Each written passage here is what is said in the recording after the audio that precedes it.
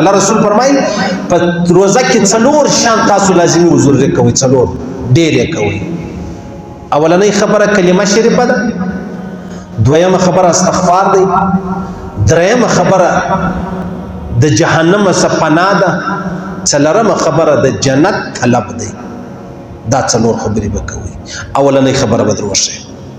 پیغمبر علیه السلام فرمایي د ایمان اویا شاخه دي، د ایمان اویا شاخه دي. افضل ترین شاخه لا اله الا الله، لا اله الا الله. چې کله ذکر کوي لا اله الا الله، لا اله الا الله، یو سل واره دوه سوه واره کې یو واره محمد رسول الله ورسره وایه لا اله الا الله. دغه چې کوم ډیجیټل تسبیح بولي دا مه کوئ، دا یې خاص کیسه ولاکه. یو سړی مرید دی، یو سړی څه خپل ورد لري هغه پر کول غواړي، نو بس بیا کې وکړي په ښکاره نه. تسبیح نه تسبیح، دا تسبیح کې ریا نه راځي، تسبیح عام شی دی.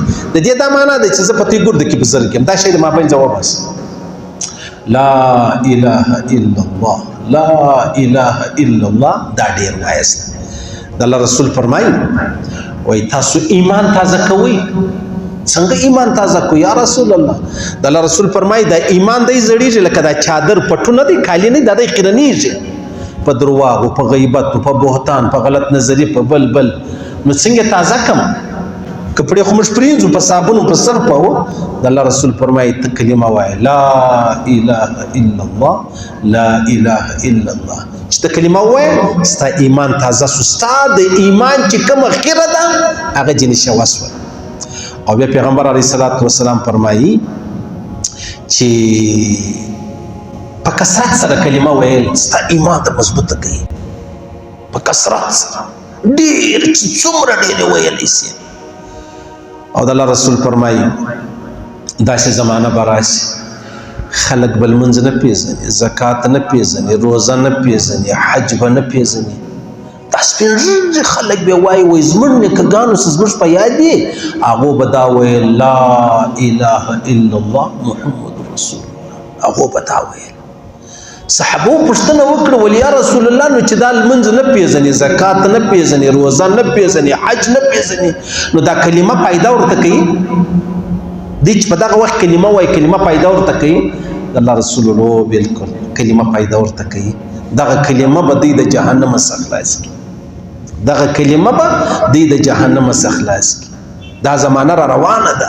سپین ږیري و سپین سري به وایي وایي زموږ مشرانو به دغه تورې ویل لا اله الا الله، لا اله الا الله. صحابو پوښتنه وکړه نو دا لا اله الا الله څه فایده کوي؟ نو نه لمونځ پېژني، نه زکات پېژني، نه روزه پېژني، نه حج پېژني. د الله رسول وفرمایلې ول دغه کلمه به دی د جهنم سره خلاصوي. سپین ږیری سړی راغلی ډېر تکه سپینه ږیره دا وریجې تکې سپینې وې پر دا سترګو رایله سوي ویلې. پیغمبر علیه السلام ته ویلې ول یا رسول الله خبره ده، ول وایم خبره دا ده چې یو سړی ډېر بد کارونه وکړي، بېلارۍ وکړي، شراب وکړي، بدکارۍ وکړي، ډېر غلط کارونه وکړي، نو بیا څنګه الله رب العزت یې بخښي؟ پیغمبر صاحب ته وفرمیل تا کلمه وویل؟ ولو ما کلمه وویل زه مسلمان شوم، ما کلمه وویل زه مسلمان شوم. پیغمبر علیه السلام پوښتنه ځینې وکړه یا رسول الله ډېرې ګناوې مې کړي دي. ول څونه ګناوې دي؟ ول دونه ګناوې دي یا رسول الله چې دا مځکه و اسمانو باندې ډکېږي، دونه ګناوې مې کړي دي. نو څنګه دا ګناوې الله را معافوي؟ ول تا کلمه وویل؟ ول ما کلمه وویل. ته مسلمان شوې؟ ول و زه مسلمان شوم. پیغمبر علیه السلام ورته وفرمیل د دې کلمې د وجې الله ستا ټولې پخوانۍ ګناوې در معاف کړي. یو کافر نه ټرمپ دا چې اوس مسلمان سي، جو بایډن دا چې اوس مسلمان سي، پوتین دا چې اوس مسلمان سي، هغه د غوا زوی هغه مودي د غوا په بوله گزاره ده. الله اکبر. دا موږ ته کلمې و اسلام ایمان را ښوولي. موږ به چیش خورو چیش به نه خورو. د یو نیم عربو انسانانو باچا د غوا بولو ته ولاړ، هغه تبرک برکت ورچري. تر دې نه بلا بې وقوفي سته نسته. دغه مودي چې اوس کلمه ووایي بقول محمد رسول الله چې څه ګناوې کړي دي ټولې الله ورمعاف کړي چې څه ګناوې دې کلمه کې دومره پاور دی. پوتین څو مړي کړي دي، جو بایډن څو مړي کړي دي، د دوی پلار بش څو مړي کړي دي، زموږ څو مسلمانان دی چې کلمه ووایي دا ټوله د دې کلمې په زور او برکت الله ګناوې معافوي. دا ول یا رسول الله زما ګناوې ټولې معافېږي؟ ول ټولې معافېږي. ول ته څه وایې زما دونه ګناوې؟ ول ستا ټولې ګناوې په دا لا اله الا الله باندې معاف شوې. دی روان شو ول الله اکبر الله اکبر، دا څونه غټ ذات دی.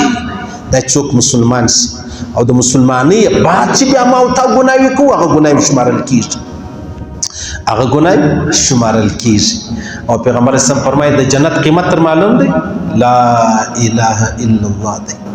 د جنت قیمت لا اله الا الله دی. ابو بکر صدیق فرمایي وای تاسو لا اله الا الله ډیر وایاست، په دې لا اله الا الله د شیطان ملا ورماته کوي، د شیطان ملا ورماته کوي. شیطان وای ما انسانان په ګناو تباہ کړو، ما انسانان په ګناو تباہ کړو، دې زه په لا اله الا الله تباہ کړم. دې چې لا اله الا الله وای زه تباہ کېږم. بیا څه وای زه راولاړ سم ما دې په بدعاتو اخته کړل. بدعات غټ باب دی، په هغه خبرو مې اخته کړو چې هغه د الله د رسول طریقې او سنت نه دي، دې سنت بولي عبادت یې بولي، په هغه لارو مې اخته کې. بس اوس یې پام نشته چې زه ګناه کوم، چې سړی ګناه وکړي خو یې چې زه ګناه کوم. یو سړی راولاړ مطلب دی ذکر کوي، په ذکر کې دی څه کوي؟ هغه ذکر کوي چې د الله او د رسول سره غلی نه دی، نو په دې خبرو دی نه خلاصېږي. شیطان وایي ما دی په دې خبرو اخته کوي. او بیا امام صاحب رحمه الله، امام اعظم امام ابو حنیفه صاحب رحمه الله او شاه عبدالقادر جیلانی صاحب فرمای وای دا اسم اعظم چې دی هغه په لا اله الا الله کې دی. مجدد الفسانی رحمه الله په خپل کتاب کې علامه شمس الحق افغانی صاحب را نقل کړی دی. وی پیغمبر علیه الصلاۃ والسلام په خپل ژوند کې چې به ذکر کوي څو ذکر یې کوي؟ سبحان الله، الحمدلله، الله اکبر، لا اله الا الله، لا حول ولا قوة الا بالله، حسبي الله، استغفر الله، درود شریف، اللهم صل علی مبارک سلسل واروي.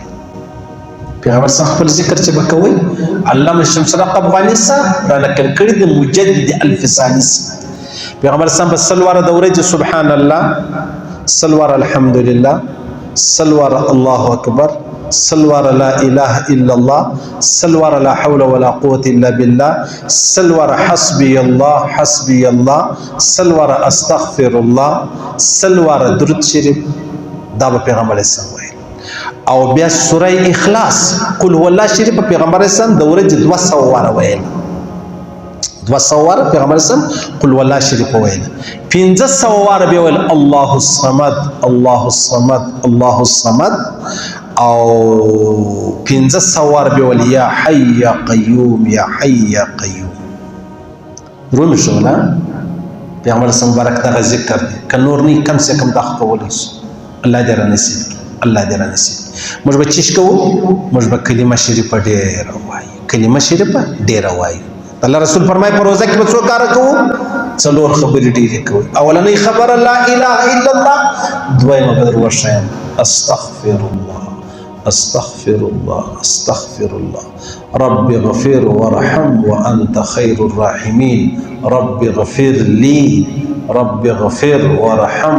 څنګه درته خوښ یې اسانه یې هغه وایي استغفر الله استغفر الله. عبد الله بن عمر فرمایي موږ په مجلس کې ناستو، پیغمبر علیه الصلاۃ والسلام دا رب اغفر دونه ډیر وایي رب اغفر وارحم، چې موږ شمارلې وایي شمارلې سلسل وار په مجلس کې وایي استغفر الله استغفر الله استغفر الله. صحیح استغفار نه یو سړي ماته مولوي صاحب استغفار ما نه دا نم دی دا وایه استغفر الله اوس نه کفره وایه استغفر الله ربي من كل ذنب واتوب الیه که خالي استغفار وایه استغفر الله نه اودس غواړي نه غسل غواړي نه مسجد غواړي نه صفاځۍ غواړي په بازار کې وایه صحیح او پیغمبر علیه الصلاۃ والسلام فرمایي الله زما امت ته 2 امانت ورکړي زما پر امت الله 2 امانت راستولي دي یو امانت پیغمبر علیه الصلاۃ والسلام فرمایي زما ذات دی چې ترڅو ز ژوندی یم یا ز ژوندی وم زما پر امت الله عذاب نه راولي ترڅو ز ژوندی یم زما په برکت الله زما پر امت عذاب نه راولي او چې کله زه وفات سم نو زه ولاړم نو دویم شی استغفار دی که تاسو استغفار وایاست استغفر الله رب اغفر وارحم وانت خیر الراحمین رب اغفر وارحم رب اغفر لی دا وایه د الله رسول فرمایي بیا هم الله پرتی عذاب نه راولي بیا هم الله پرته عذاب نه راولي طوبى لمن وجد في صحيفته استغفارا كثيرا اے خوش قسمت سړی هغه دی چې په عمل نامه کې چیش ډیر استغفار ډیر استغفر الله محمد رسول الله مبارک نعوذ بالله ګناوي کېدل چې استغفار وایي د درجو د بلندۍ د پاره او عاجزي کوله خاکساري کوله د ډېر عاجزي په محمد رسول الله وایي استغفر الله او دا به خپل ځان د پاره ورته کړي دی وته په خپل ژوند کې علایده لړ څټي مو ذکر ته ورکړي مطلب دا ځان سره زور ذکر زبر د ورځې خامخا سلوار لا اله الا الله وایم زبا خامخا سلوار سبحان الله الحمد لله الله اکبر وایم زبا خامخا سلوار لا حول ولا قوه الا بالله وایم زبا خامخا سلوار حسبي الله وایم زبا لازمي سلوار استغفر الله وایم سلوار بدرود شریف وایم دا ضروري 200 ور قل والله شریف وایم 200 ور قل والله شریف او 500 ور الله الصمد 500 ور یا حي یا قیوم دا ضروري کوي الله دې منځبات کښې نه بس خپل ذکر کوه دا د الله سره لیکل کیږي د قیامت په ورځ موت ته راکول کیږي ابراهيم عليه السلام د اسمان سلام دی وکتل چې کتل یو سړی په بدکار اخته دی چې اخته دی بدعای وکول یا الله بدکار کوي الله غ هلاک مړ بلورځ بیا وکتل اخر ابراهيم عليه السلام ته الله ویل دا ته څپکې نو دا رقم 4 سړی ګناه کوي زه وژنو نو پر زمين خو هیڅوک نه پاتېږي یا خو توبه وباسي استغفار به وایي یو په اولاد په نسل کې دی څوک راشي چې هغه بیا زما دوست ما ته برانځي ور ابراهيم عليه السلام الله منع کوي بدعای مکوه انسان دی خامخا ګناه جن کیږي خو د ګناه څخه معباد ګوره موږ غلطي کوو میټاو یې نه یو سړی چې د خپل کاپي راواخلي په پنسل ورشان لیکي سبا چې دا ورکړ دا چیش لیکلي دا پیلیږي که پاسیږي پیل دی او نو کم سے کم دونو که دا غلطي بیرته سړی میټاوټ عربن نه باید چې موږ د خپل غلطي میټاو صحیح سو او غلطي چې میټاو کړلې بیا به الله رب العزت پر هغه مستحب وکړي او د الله رسول فرمایي یو سړی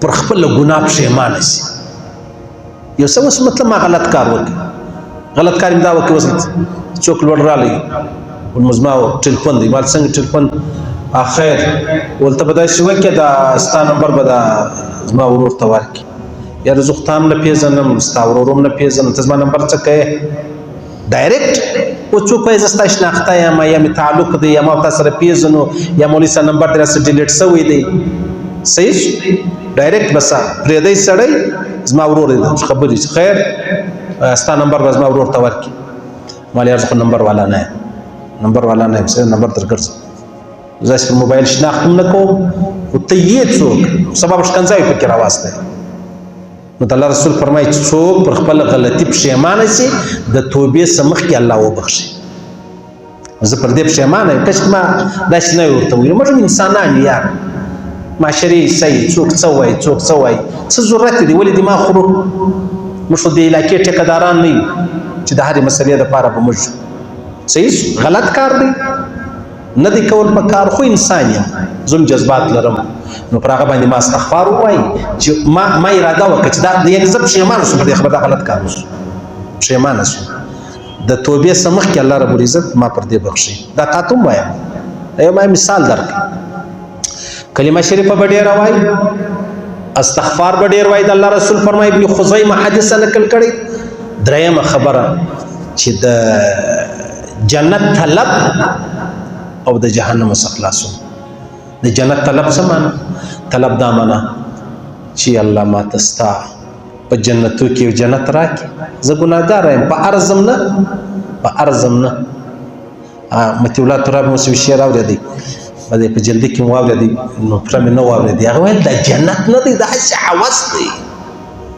د جنت نه دی دا خواهش دی خواهش عبادت به انسان پر چش کوي الله د رضا دپاره کوي د الله ګوره موږ چې د پلار خدمت کوو د دې دپاره خدمت شاباش راکړي یا دې دپاره کوم دی بیا پر مخ ما وایي یا د پلار پر ما حق دی که ما ته ثواب ملاویږي که نه ملاویږي موږ د پلار خدمت کوو که زما پلار ما ته شاباش راکوي که نه راکوي زه خدمت کوم پوه شوې دلته چې موږ د الله رب العزت عبادت کوو که جهنم یې که نه یي که زه په دې وکړم چې یاره جهنم دی بیا زه دوزخ له ځم دا دې ته نو بېرندوکی وایي دې ته بزدله وایي دې ته ډرپوک وایي د بیر عبادت کوي او یو د جنت دپاره دی چې خدای به جنت ما ته راکړي عبادت عین خواهش دی الله که څه نس پکې ځئ یو طرف ته کول د جنت دپاره سو بل طرف ته نه کول د جهنم دپاره سو یا دلته بیا د الله دپاره کوي رابعه بصري به ویلې ول جنت دې میټاو که